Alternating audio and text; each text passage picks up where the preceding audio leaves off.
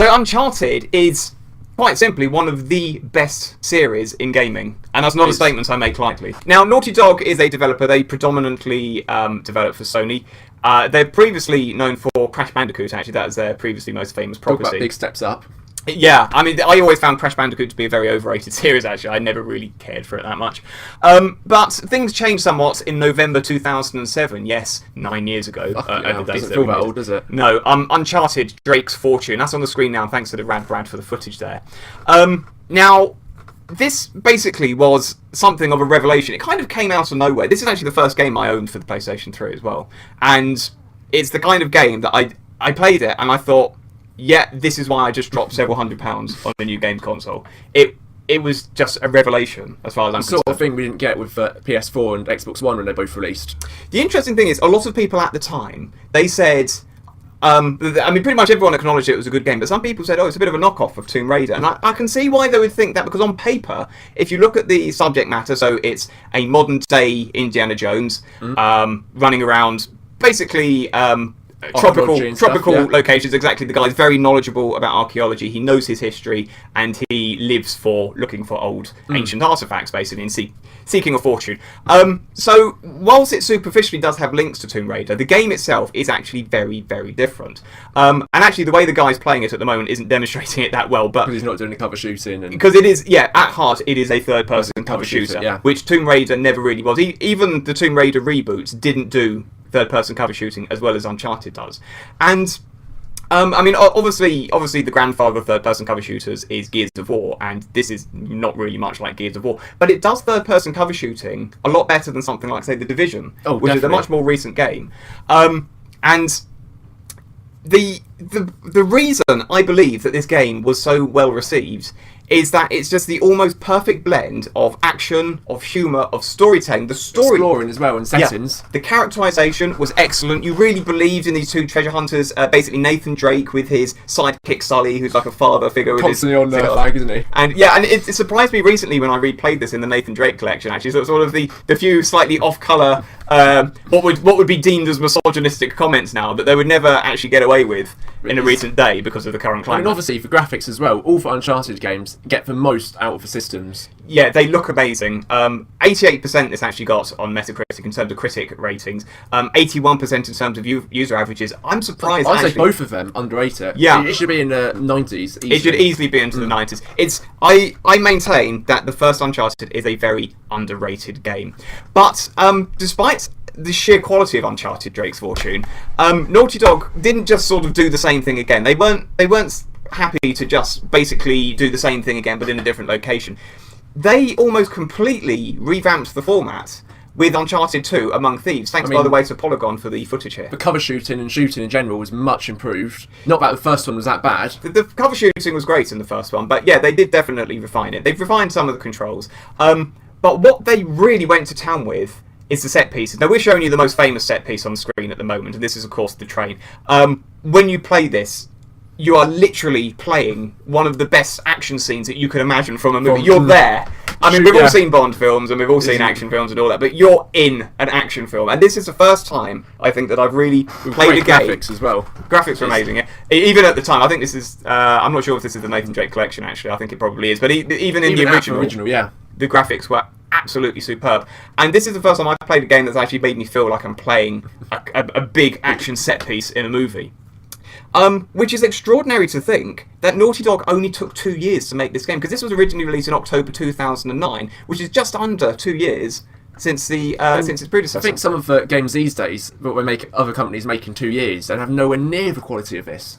Indeed, yeah. It's how they turned this out in 2 years is, quite frankly, astonishing. Look at the Metacritic scores. Critic average of 96%. Which I would agree with. Yeah. A user average of only 88%, which is a bit surprising. I think there must be a bit of a minority resistance against Uncharted. I don't know whether it's because it's a platform exclusive. I don't know whether it's because some people are dead set on claiming that it's an overrated series, which I will argue until I'm blue in the face that they're completely wrong about. Yeah. It's not even slightly overrated.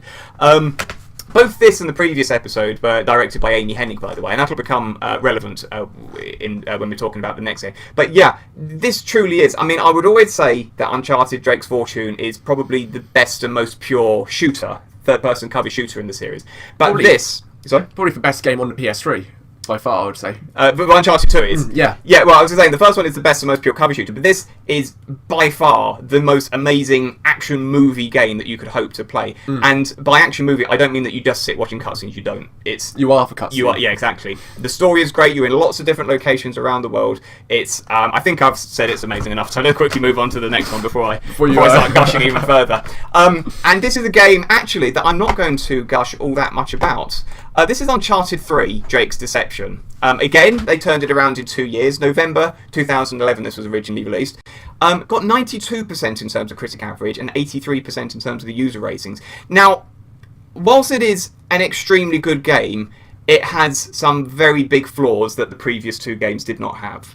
And I've got to point out that, although I do agree with you on the flaws, I do still think it's an amazing game. It's still a very good game. It's just not at the level of the previous two. It isn't, no. And I think basically they fell into the trap of saying, oh, okay, we made these big changes for Uncharted 2. We've got to carry on going deeper into that rabbit hole. Rather than acknowledging the fact that Uncharted 2 got the balance absolutely perfect, they instead went too far into the narrative-based part of the game. They went too far away from action. There's a lot of quick-time events in this. There's a lot of scenes where you're slowly plodding along because it's trying to make a point in the desert. For young Nathan Drake in the desert. Yeah, and when you're hypnotised, sort of drunk sort of thing. Yeah, exactly. I mean, the whole young Nathan Drake thing, I mean, I've commented in the past, I don't think that whole thing worked. I liked seeing the backstory, but I don't think they did a very good job of telling it, really. No, absolutely. And thanks, by the way, to Sully Gaming HD for this gameplay. Now, I mentioned that Amy Hennig directed the first two games, although they were both actually written by Druckmann and Josh Scher, Neil Druckmann and Josh Scher. And the second game was similarly written by Druckmann and Scher. However, for the third game, they've gone off to make a little game you may have heard of called The Last of Us, which a lot of people said was actually better than the Uncharted game. Which I would argue all day and every night that blows my nowhere mind. near as And I would argue actually that Hennig probably was left with too much control for the third one. I mean, I think she was very good when as part of a team and saying, right, let's put this narrative in here. But she basically took it too far into the narrative direction and forgot that she was actually making an action game. I did think they introduced a lot of good characterization, though, especially Charlie Cutter. I think it was a very good character. Charlie Cutter was a good character, although, and I'd argue that the pacing of the game was out of whack as well. I actually got bored playing this, and that's something that's never happened with any other Uncharted game. Only section in this I got bored in. Well, for young Nathan Drake sections and the desert section. Yeah. So, I mean, we're now going to take a mild detour. No, we're not going to talk about The Last of Us, not in this video. We're going to talk about Uncharted Golden Abyss, thanks to XCV for the gameplay footage here. Now, this was released in February 2012. I'm just having a technical issue. There's a slight technical issue there. February 2012. For the PlayStation Vita. All three of those previous games are PlayStation 3 exclusives. Now, this was the game that was supposed to sell the idea that the PlayStation Vita was basically a proper PlayStation Portable. This was going to be the game that said you can play big, wide AAA titles in a handheld. And boy, did it do the job. I would argue it did. Looking at the reviews, you would think that it wasn't that successful. 80% in terms of critic averages on Metacritic and 74% in terms of user ratings. I just don't understand. I had an amazing time with this game on my Vita, and to be honest, I think it's my only Vita game I properly enjoyed and felt like it was a proper console almost. It's the first that's, it's like, probably the only one that's felt like a AAA game. Yeah, that's true. I mean, I've enjoyed lots of games. I've enjoyed a lot of it. It's the only one that made me feel like it was a AAA and maybe that I could actually play in a PS3 on a small screen. So here's the thing. I think the reason why it was criticised is because a lot of the critics and a lot of the players were so in love by Uncharted 2 by this point, quite rightly, because it's a fantastic game, in case I haven't mentioned that enough already. They were so in love with that game that the fact that this was essentially a step back, because this is actually really similar to the first Uncharted in that you've got a single location, you've got much purer shooting, you've got that shooting and climbing gaming mix with the excellent quality cutscenes interspersing it. It's structurally very, very similar to the first game. This actually wasn't made by Naughty Dog, was it? This was by Sony Bend. Probably their most famous game prior to this was Siphon Filter, which was a surprisingly good third-person shooter game, actually. So they had very good pedigree. They're now actually making that zombie game Days Gone, which everyone but us seems to like the knock off. We're not big fans of zombie games, what can I say? Yeah, I mean, what did actually diminish the game slightly was it had a few silly touchscreen gimmicks. and because of that, it's difficult to actually play this on the PlayStation TV because I think you have to use a workaround. There were a few bits where you have to like rub, do brass rubbing. And it was and all just that. again Yeah, wasn't there one it's where very you silly. hold it up to a light as well? Yeah, I think there was actually. Which is So I mean, but it wasn't enough to sabotage the game. Absolutely not. The game itself. I mean, it's honestly, I've actually left the game on my card ready to replay it. And I hardly ever replay games, but this is one, I tell you. Unlike our next entry in the Uncharted series, Fight for Fortune, thanks by the way to Kaku for the footage you're about to see. This was released in December 2012, so the same year as Uncharted Golden Abyss. Now, if anyone was playing Golden Abyss and thought, wow, I could really get used to this on my PlayStation Vita, and then they went out and bought this, yeah, they were they were due for a rude awakening. It almost did the exact opposite of what Golden Abyss did. Exactly, yeah. They basically reasons why not to buy a Vita. It took all that goodwill, they pissed it away. 67% in terms of critic averages, 63% in terms of user ratings. This is the first time I actually agree with the substandard ratings because it's basically a card trading game. It's again by Sony Bend, which is a shame to waste their clearly obvious talents to make an Uncharted games to put together. It is a competently put together card game, but I mean it's only for fans of the genre, not for fans of Uncharted. Exactly. So I think we've spoken enough about that. Let's get that off the screen. October 2015 was considerably better for Uncharted fans, and this is when the Nathan Drake collection released. It scored 86% in terms of critic averages and 81% in terms of views. So this is basically a lot of the footage we've shown you was actually from the Drake collection. And what they actually did is they took footage from the they took the original games. They made the controls the same across all of them, rather than having these slight and subtle differences. And they upscaled. It's running pretty much natively 1080p, I believe. Looked gorgeous. It looks amazing. Exactly. It looked like a next generation game. It looked to like the point, a PS4 game. Actually, the website VG247 did actually think that Uncharted 2 on the Nathan Drake collection was Uncharted 4, and they ran a preview of it on that basis. Well done, VG247. But that speaks to the standard at which the Nathan Drake collection was made. When I played through those three games, I just wasn't even. I probably enjoyed them even more. I just didn't want them to end, especially Uncharted 2. Yeah, maybe not so much the third one. I did start getting slightly bored with the third and thinking, okay, I am actually now ready for this to end. It's a big shame they didn't include Golden Abyss in this. Actually, it would have been a lot of work, but it would have paid off because a lot of people haven't played Golden Abyss, and it's a shame because it's totally wasted, really. They also added in a casual difficulty level, which is actually, I know a lot of people sniff at this and say you're not a real gamer. No, bollocks, you're a real gamer if you play games and you enjoy playing them. It doesn't matter whether they're hard or easy. And for example, my brother, he loves playing these games, but he's not very good at games. So why shouldn't he get to enjoy the narrative and get to just experience the story of it without dying every 2 seconds? Yeah. He still dies a lot, but less with the casual difficulty level. This also didn't include the multiplayer from Uncharted 2 and 3.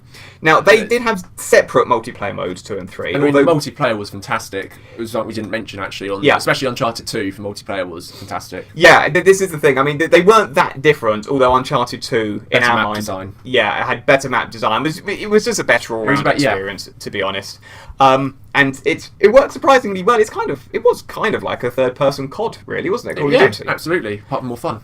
But yeah, apart from more fun, which leads us nicely on to Uncharted 4, which we've actually already got on the screen.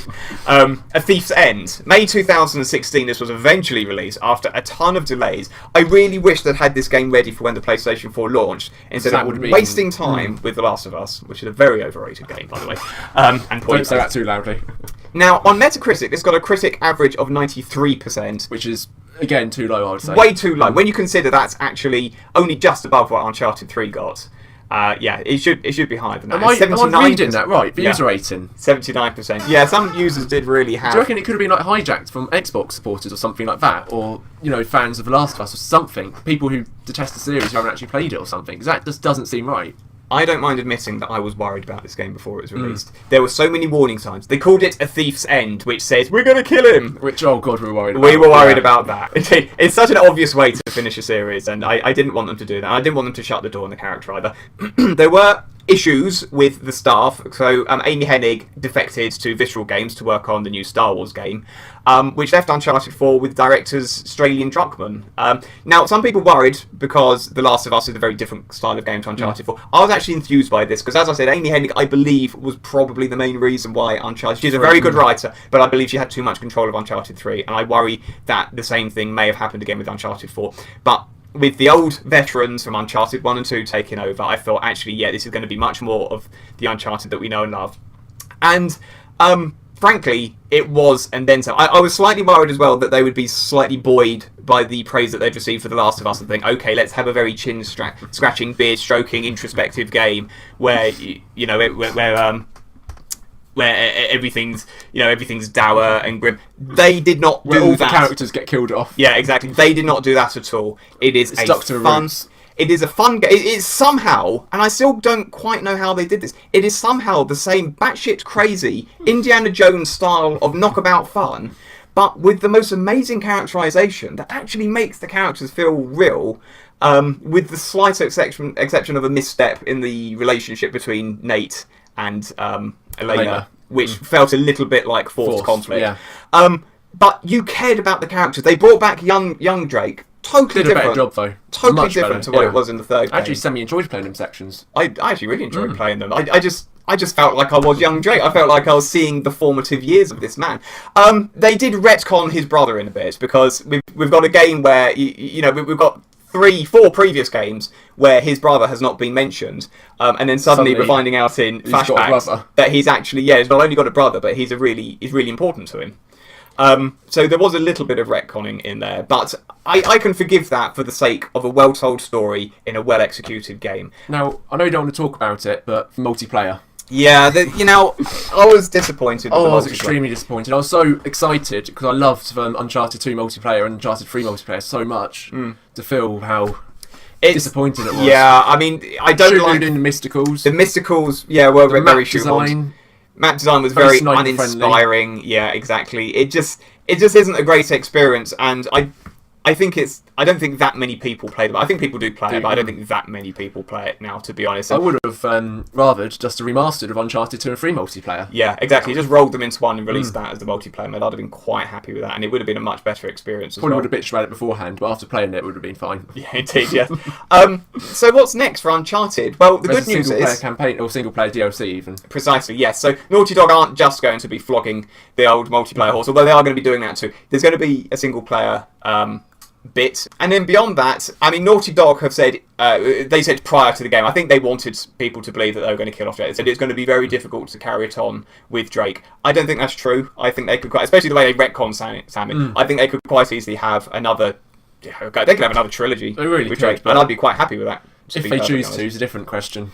Uncharted 4 is without question the best game I have played in the last year, without question. I would say the best game on the PS4. Yes, it is the PS4's best game, yeah.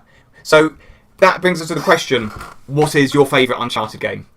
I'd probably say Uncharted 2, followed by 4, then 1, then Golden Abyss and 3. But I don't think Uncharted 3 is as bad as you found it. I still quite enjoyed it. It's not a terrible game, it's just in the context of one of the best gaming series of all time. It's a noticeable backstep. It's a poorly paced and disappointing game. Yeah, especially after Uncharted 2. I think if Uncharted 3 was Uncharted 2 and Uncharted 2 was Uncharted 3, that makes sense. If you do pick up the Nathan Drake collection, do still play it though, because it's still important to get that backstory in there, especially if you're going to follow it all the way through to Uncharted 4. I'm going to agree with that. I'm going to say that Uncharted 2 is still by a whisker my favourite of the series, because of all of those amazing and memorable cutscenes and set pieces that occur throughout the game. It may be something I'm willing to believe that in the future those two may switch position in my mind, because Uncharted 4 was so incredibly good. But I suspect that Uncharted 2 will probably always just slightly pip it, just purely because of the fact. Nostalgia reason. Well, I mean, Uncharted 4 will become nostalgic after some time, but I suspect, I mean, Uncharted 4 does the characterisation and story better, but Uncharted 2 really nails it when it comes to the cutscenes. Do let us know what you think, though, in the comments below. Tell us what your favourite Uncharted game is and whether you think Uncharted 3 is overrated or underrated. Lots more at youtube.com/ParallaxLive. Don't forget to hit the like and subscribe buttons. That really helps us out. Thanks ever so much for watching.